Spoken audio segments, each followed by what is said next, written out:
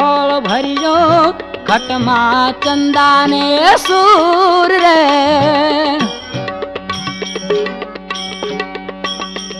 स्थावर जंगम जल थोड़ भरियो घटमा चंदा ने सूर रे।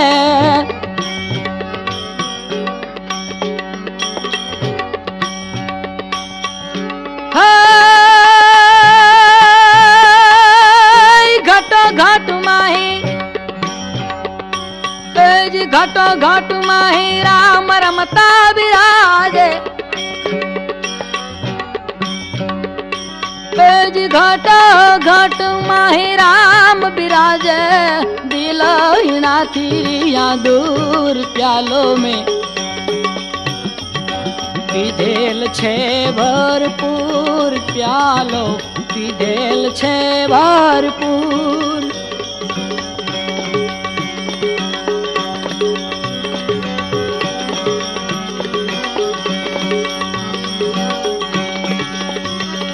दया करीने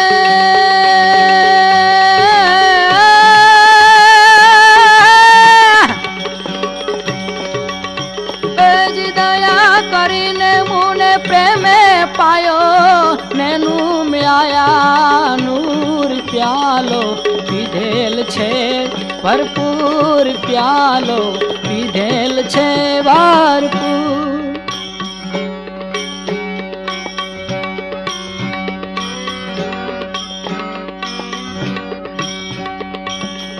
अभावे प्रीते जने पूरा नर भेटा वर्षत निर्मल ए नूर रे, रे, रे। भावे प्रीते जने पूरा नर भेटा वर्षत निर्मल ए नूर रे।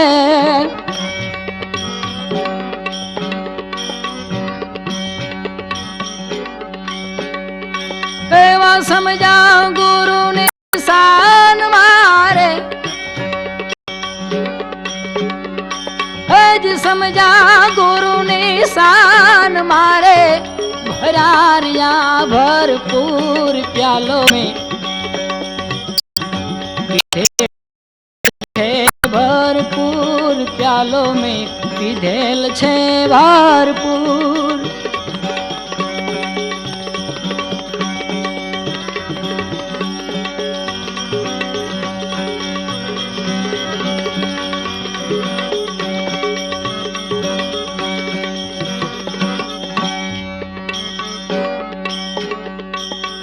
अभीम भेटान मारी भ्रमणा भांगी हरदम हाल ए हजूर रे। भीम भेटान मारी भ्रमणा भांगी हरदम हाल ए हजूर रे।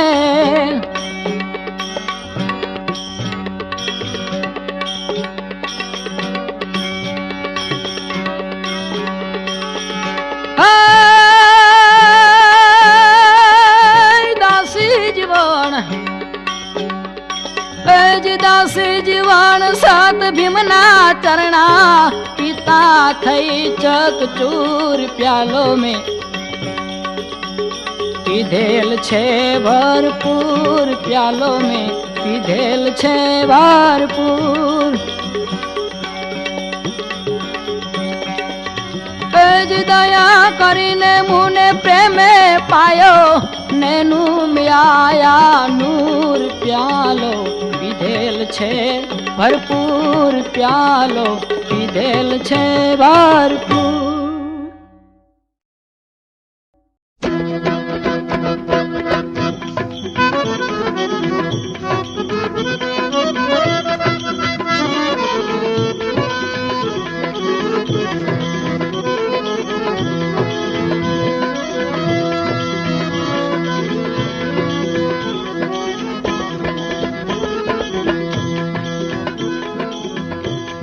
राम रस ऐसा है मेरे भाई जो कोई पीवे यमर हो जा। ये राम रस ऐसा है मेरे भाई जो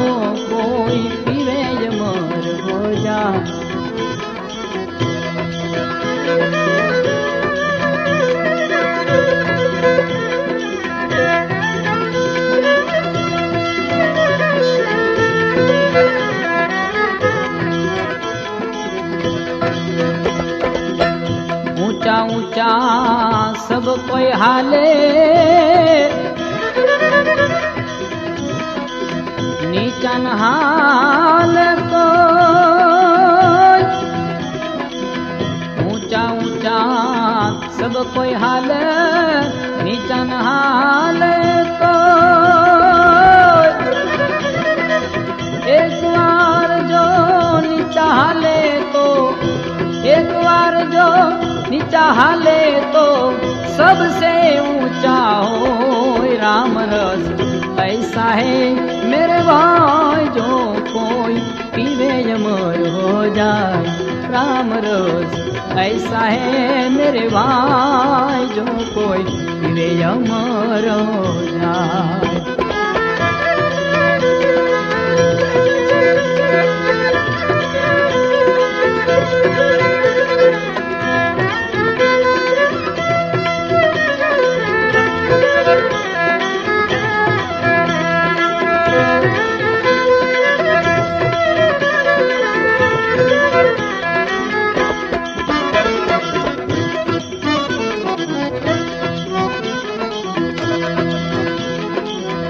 मीठा मीठा सब कोई खावे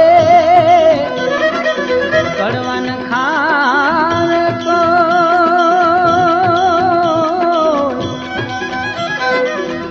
मीठा मीठा सब कोई खावे कड़वा न खावे कोई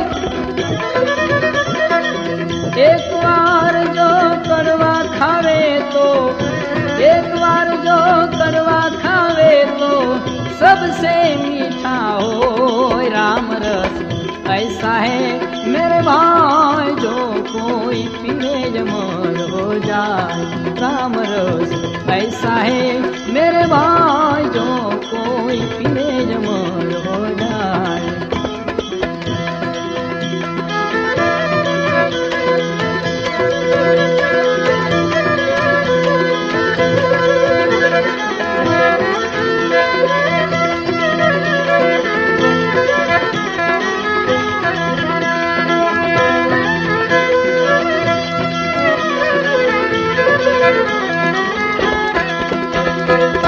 ध्रुव ने पिया प्रहलाद ने पिया और पिया रोहिदास ध्रुव ने पिया प्रहलाद ने पिया और पिया रोहिदास दास कबीर ने भर भर पिया दास कबीर ने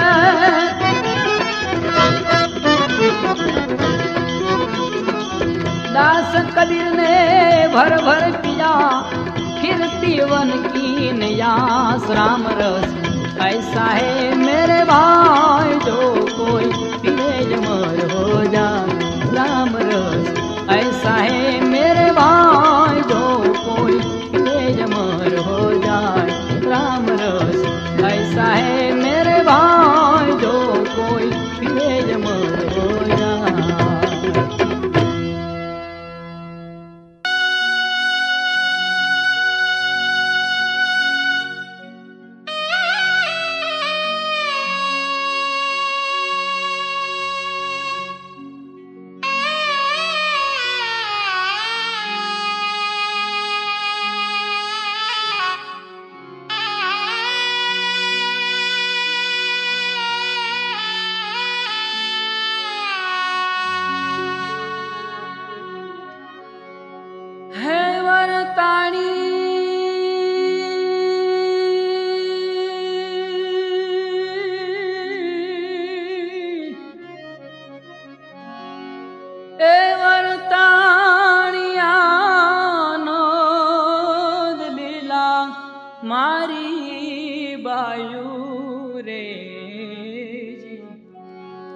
बेनी मुने भीतर सतगुरु हेमलिया रे जी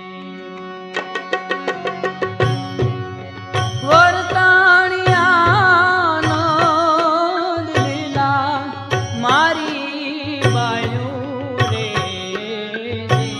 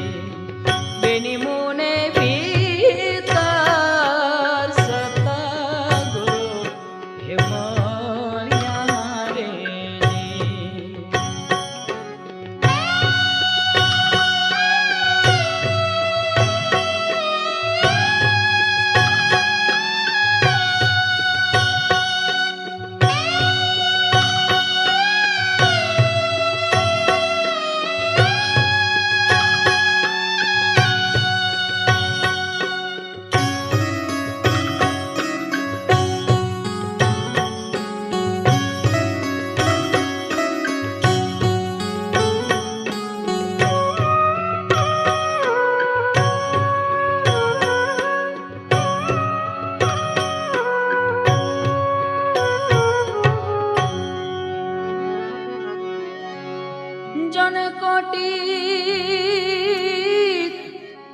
कोटिक भाण उजादल भीतर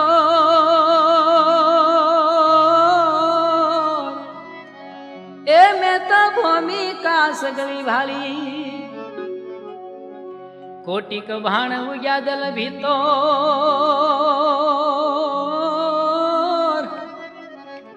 ए में तो भूमिका सगली भाली आ शून्य मंडल में मारू श्याम बिराजे रे रे रे त्रिकुटी में लागी मोने हताली मारी बायू रे त्रिकुटी में लागी मोने हताली मारी बायू रे बेनी मोने भी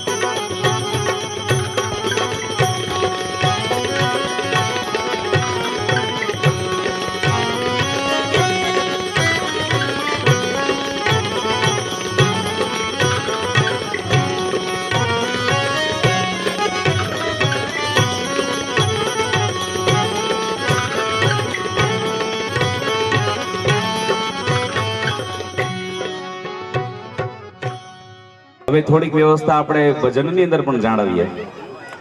હાલો, ભોજન માટે જાળવીએ એમ ભજન માટે પણ વ્યવસ્થા એ આપણી કરને સત કર્મનો લય વારસો જન્મો જન્મ સત સંગથે કેર તારયો તારજો આલોકને પરલોકમાં તવ પ્રેમ રગ રગ વ્યાપજો પરમાત્મા એ આત્માને શાંતિ સાચી આપજો મળે મોક્ષ કે સુખ સ્વર્ગના આશા એવી દુર્લભ માનવીનો ભજન કરવા ભાવથી સાચું બતાવે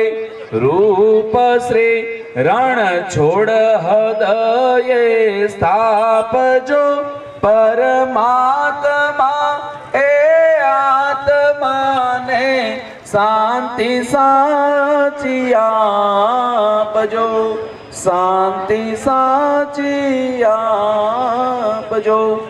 ભગવાન આ દેહના 10 દરવાજા છે. માણસ કેવું જીવન જીવો છે એ તમારે જોવું હોય ને ત્યારે એના મૃત્યુ સમયે તમે જો એની નજીક હોય ને તો જોઈ શકો છો કે એનું કેવું કર્મ છે અને કેવી એના કર્મની ગતિ છે. કેવી રીતે તમે એના તાળવે હાથ રાખશો ને તો એકદમ ગરમ હશે. એટલે ગુરુ પુરાણની અંદર બતાવવામાં આવ્યું છે કે એ આત્માને પુનઃ જન્મ લેવાની જરૂર નથી. એટલે એ બ્રહ્મ ભાગ છે. પછી બીજો ભાગ છે કયો? તો ક્યાં? મુખ દ્વારા અને નાક દ્વારા. અમુકનું મુખ ખુલ્લું રહી ગયું હોય, અમુકનું નેત્ર ખુલ્લું રહી ગયું હોય, અમુકને મુખમાંથી ફીણ નીકળી ગયા હોય, કાનમાંથી રસી નીકળી ગયા હોય. આવું જેમનું મૃત્યુ થાય એને મનુષ્ય દેહ પાછો ધારણ કરવો પડે છે. આ બીજો પ્રકાર છે. મનુષ્ય દેહ એટલે એને કર્મના બંધન પાછા ભોગવવા માટે જન્મ લેવો પડે છે. અને પછી છે ત્રીજું કે જેનો મળમૂત્ર દ્વારા જેનો જીવ ત્યાગ થાય છે ને એ જીવાત્માને બહુ કષ્ટ ભોગવવું પડે છે, કારણ કે કર્મની ગતિ છે. મળમૂત્ર દ્વારા જેનો જીવ ત્યાગ થયો એને પાછળ બહુ એને અસંખ્ય વેદનાઓ વેઠવી પડે છે. માટે કર્મની ગતિ ન્યારી છે. કર્મ કરવાનો અધિકાર સર્વ મનુષ્યનો છે. ભગવાન કહે છે, વિષ્ણુ ભગવાન, કે કર્મ તમે કરો, ફળ આપવાની જવાબદારી મારી છે, પણ કર્મ ઉપર તમારું ફળ મળે છે. આપણે એમ કહીએ કે મારે આવું જ ફળ જોઈએ, આ તારીખે જોઈએ, તમારા હાથની વાત નથી. આપણે તો ખાલી ચાલવાનું છે. પાટો બદલાવનાર એ તો ઈશ્વર પરમાત્મા છે. ત્યારે કર્મની ગતિ મોટી છે. અને એ જીવ આત્મા જ્યારે દેહ છોડે છે ત્યારે ગુરુ પુરાણની અંદર બતાવવામાં આવ્યું છે કે એની પાસે કોઈ આકાંક્ષાઓ ન રાખવી. આ મોક્ષ શબ્દ આપણે બધામાં વાપરીએ છીએ, મોક્ષ દેજો, મોક્ષ દેજો, મોક્ષ દેજો. મોક્ષ એટલે શું? પ્રથમ તો એ આપણને ખબર હોવી જોઈએ. મોક્ષ એટલે કે હે પ્રભુ, એ આત્મા અમારી વચ્ચે હતો ત્યાં સુધી એને અમારો બધાનો મોહ હતો. મારો દીકરો છે, મારી દીકરી છે, મારો જમાઈ છે, આ મારો પરિવાર છે, પણ હવે એ આત્માને કાંઈ મળવાનું નથી. એટલે પ્રભુ હવે એને મોહનો તમે ક્ષય કરાવજો, મોહનો ક્ષય કરાવજો. એટલે એને આપણે મોક્ષ ગતિ કહીએ છીએ, મોક્ષ આપજો. પછી એ જ્યારે દિવ્ય આત્મા આપણી વચ્ચેથી જ્યારે જતો હોય ત્યારે કર્મને આધીન કદાચ ભગવાન વિષ્ણુના પુષ્પક વિમાન પણ આવે, યમના દૂતો પણ આવે, પણ આપણે આ નરી આંખે જોઈ શકતા નથી. અમે ક્યારેક બ્રાહ્મણ છે ને, અમને ક્યાંક જતા હોય ને તો અમને એમ કહીએ, કારણ કે આમાં એવું છે કે દરેક વિચારની શક્તિ બધાની અલગ અલગ હોય છે. કે ભગવાન ક્યાં બધા એના ભેગો હોય? ભગવાન કાંઈ બધાને ભેગો હોય કાયમ માટે? કે હું એમાં માનતો નથી. ભગવાન હારે હોય જ નહીં. મેં કીધું હું તમને સાબિત કરી દઉં કે પ્રભુ તમારી ક્ષણે ક્ષણ તમારી હારે છે. તો કે કયો દા, કેવી રીતે? મેં કીધું પ્રથમ તો કે સૂર્યદેવ ક્યાં છે? તો કે એક છે. આખી સૃષ્ટિમાં એક જ છે ને, પણ તમે જ્યાં જાઓ ત્યાં તમારી હારે હારે છે કે નથી?